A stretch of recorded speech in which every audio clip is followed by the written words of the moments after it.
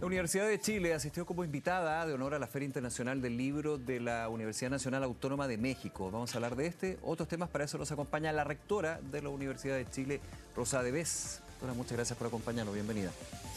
Muchas gracias, Nicolás. Un gusto tenerla acá. Séptima edición de la Feria Internacional del Libro de las Universitarias y los Universitarios. Esto organizado por la Universidad Nacional Autónoma de México. ¿Qué significa que la Universidad de Chile haya sido invitada de honor a este certamen? Bueno, esta es una gran feria, como dice, se ha hecho en 7 oportunidades. Tiene 670 expositores, algo grande, es la feria más importante en Iberoamérica. Y efectivamente fuimos invitados como Universidad de Chile a presentar la producción científica, la producción cultural, en fin, de la universidad, inicialmente del libro. Pero trabajamos un año en esto, en diálogo permanente con Filuni, con la UNAM, esta gran universidad de México, y fuimos creciendo en ambición. Por lo tanto, fuimos, sí, con los libros, pero además nos propusimos ser una suerte de embajada cultural. Yeah. Y por lo tanto de llevar arte en un sentido más amplio, música, danza, pintura. No se quedaron solamente las publicaciones, digamos, que el Claro. core de este tipo de ferias. Claro. Y resultó que en esta, como digo, visión de ir como embajada cultural, de alguna manera, con la Universidad de Chile, pero también invitando artistas que tienen vínculos con la universidad, llegamos a ser 120 personas. Así que estuvimos ahí la semana pasada y fue realmente impactante. Y creo que va a marcar también una relación distinta, más profunda con esta gran universidad mexicana, de las grandes universidades de Latinoamérica. Estamos muy, muy contentos. Y una relación con el público, también con México, dos países que son muy amigos. Y ¿Para qué decir tenido una relación en tantas áreas, ¿no? ¿Y por qué la importancia y lo clave que la Universidad de Chile haya estado, digamos, siendo este nuevo, no un nuevo puente, pero sí reforzando ese puente? Bueno, eso es importante hoy día, no solo para nuestras dos universidades, creo que es importante para nuestros dos países. Son universidades de alguna manera hermanas en cuanto representan a sus respectivos países, pero también porque hoy día es muy importante América Latina, ¿no? Y esta sociedad, este trabajo mancomunado con la UNAM, también va a tener proyecciones hacia otros países. Nosotros estamos muy comprometidos en la Universidad de Chile de fortalecer las relaciones con América Latina, ellos también, y eso tiene que ver con el orden mundial también, con lo que está pasando, por ejemplo, en las universidades en Estados Unidos, lo que está pasando en distintos países del mundo con gobiernos dictatoriales, con impacto en la libertad académica de las universidades, y de alguna manera representar estas capacidades de creación de América Latina es una responsabilidad muy grande para las universidades, tenemos que hacerlo. Con esta experiencia y otras, rectora, ¿cómo se ve a América Latina? Aprovecho ese punto. ¿Y cómo se ve a Chile, digamos, en el concierto regional y también internacional? Bueno, nosotros tenemos largo tiempo de desarrollo de capacidades en ciencia, en literatura, para qué decir, en Chile 2 premios Nobel, se ve con la fuerza que tiene, y por lo tanto hay ánimo y necesidad de escuchar esas voces, sobre todo hoy día que sabemos que lo multicultural es importante, que la diversidad es determinante para los tiempos que vienen. América Latina representa una fuerza. Además, hay capacidades de creación que son muy visibles. Nosotros fuimos con Elvira Hernández, por ejemplo, recientemente nos reconocía con el Premio Nacional de Literatura el año pasado en poesía, una poeta maravillosa. Fuimos con el Mono González, con sus murales. Fuimos con 31 minutos también. También, que allá en México, ¿para qué decir? Es bueno recordar que viene desde Chile, digamos, porque pasa como otros personajes. Increíble la recepción que tuvo. había un auditorio preparado con 600, 700 personas y llegaron 1800 y hubo que abrir otras salas y otras pantallas en distintos lugares. Fuimos recibidos de manera muy sí, amable y entusiasta. Además hay una historia, bueno, los temas que nosotros cubríamos en la feria de común acuerdo, y eran los temas de la feria, derechos humanos, género, feminismos, pero también los terremotos que nos unen, ¿no? En el año 85 tuvimos 2 grandes terremotos, uno en México y uno acá. También son temas que hoy día son fundamentalmente importantes. Lo que ocurrió después del golpe, ¿no? donde México fue un país de acogida a muchos chilenos. También era muy profunda la relación, no era simplemente fiesta, sino que tenía estos temas, también todo el tema de pueblos indígenas y su cultura y su poesía fue central. A mí en lo personal me tocó presentar un libro con el senador José Miguel Insulza, de hecho, y nuestra embajadora, su embajadora, la embajadora de México en Chile, sobre un libro muy hermoso que es sobre las experiencias de los niños, quienes eran niños en el 73, exiliados en México, la experiencia de esos niños que hoy día tienen, 60 años, niños de 6, de 10 años, son testimonios, 32 testimonios, y realmente es algo muy marcador, es una historia que tenemos que seguir, una memoria que tenemos que seguir teniendo. Rectora Eves, usted mencionaba un punto que es bien interesante, quería profundizar en eso, ¿no? En los desafíos que hoy han tenido siempre en el ámbito del conocimiento, el entregar conocimiento, el de conversar el conocimiento, el de discutir, debatir, que tienen las universidades no solamente en nuestro país, sino a nivel mundial. Usted tomaba la situación que se vive, por ejemplo, en Estados Unidos, donde la libertad de cátedra, la libertad de temas, de debate también está en vilo. Y Estados Unidos es un ejemplo patente, pero también se va ampliando a nivel internacional. ¿Cómo está esa situación en Chile? No, en Chile hay libertad. Muchas veces no se podría decir que existe la cancelación en las universidades, pero han habido ciertas etapas, ciertos hitos donde se pone en duda, y es parte también de los tiempos que vivimos, ¿no? Sí, pero nosotros tenemos libertad académica desde el punto de vista, y hay que celebrarlo, del punto de vista de la asignación de los recursos de investigación, por ejemplo, no hay temas que se cancelan o no. Que a veces son invisibles, digamos, para la población. A eso me refiero un poco, que está fuera de la universidad. Por ejemplo, algo en que hemos trabajado, yo personalmente he trabajado ya 15 años prácticamente, en hacer las universidades más inclusivas, en poder en incorporar a jóvenes que vienen de sectores más desfavorecidos y por lo tanto iniciativas que se generan en las universidades también para apoyar esa inclusión, que normalmente se conocen como diversidad, equidad e inclusión, son distintos temas académicos de apoyo, de empoderamiento de los jóvenes, en fin. Es eso que nosotros en cierto sentido tuvimos bastante apoyo desde los Estados Unidos en su momento con la investigación que habían hecho sobre estos temas y nos fortalecimos de esa experiencia. Estoy hablando del 2010, 2011. Perfecto. Era prorectora en la rectoría del rector Pérez. Hoy eso mismo en Estados Unidos está prohibido. Prohibido.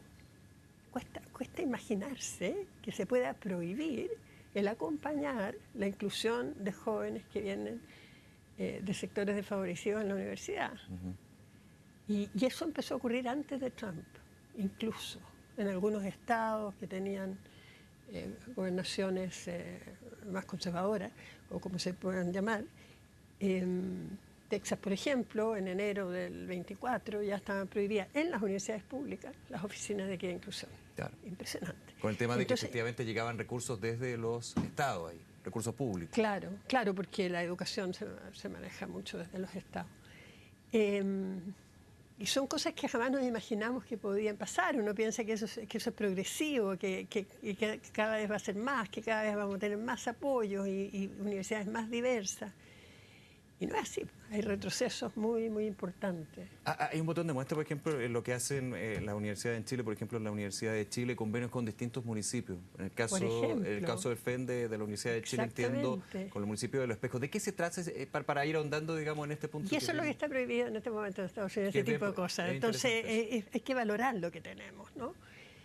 Eso es, bueno, es un programa que es maravilloso, que se llama Escuela de Desarrollo de Talentos, que inició como en 2013 aproximadamente, un gran economista, Joe Ramos, que seguramente lo ha tenido José aquí Ramos, en el programa muchas veces. Un habitué con mucho gusto acá, mirada económica. Sí, bueno, un hombre maravilloso, muy visionario, muy ético. Y él se propuso traer a la universidad tempranamente, en tercero y cuarto medio, a jóvenes que estudiaban en liceos técnicos, ¿no? Que tenían menos opciones, sobre todo en esa época donde la prueba de APCU en ese momento en realidad desfavorecía mucho el ingreso de los jóvenes que venían de los liceos técnicos. Y vienen 2 años a la Universidad de Chile, en tercer y cuarto medio, trabajan, además de lo que hacen en el colegio, 17 horas a la semana, es algo muy, muy intenso, para formarse no solamente académicamente, sino también para empoderarse, para aclarar qué es lo que quieren hacer y estudiar, o sea, hay temas de orientación, en fin, es una formación como muy integral. Y el resultado de ese programa, que ahora se estableció con liceos en Los Espejos, es que el 89% ingresan a la universidad, ¿no? Y el 45% a la Universidad de Chile, pero un 13% a los USACH, un 11% a la Católica y así en menor cantidad a muchas otras universidades de gran calidad. Un programa muy, muy efectivo que se ha sostenido todos estos años y bueno, que es ejemplar. No hay en el país otro programa como ese, por esa preparación. Está el PASE también, por supuesto, sistema que es nacional, pero es menos intensivo en cuanto al trabajo y la preparación. Entonces, presenta un acercamiento, y ahora se hizo con Los Espejos. Por lo demás, la alcaldesa va a estar feliz porque ella es egresada de esa facultad. La alcaldesa Javiera Reyes, sí, claro, egresada nuestra y es precisamente egresada de la FEN. Así es que estamos contentos con eso.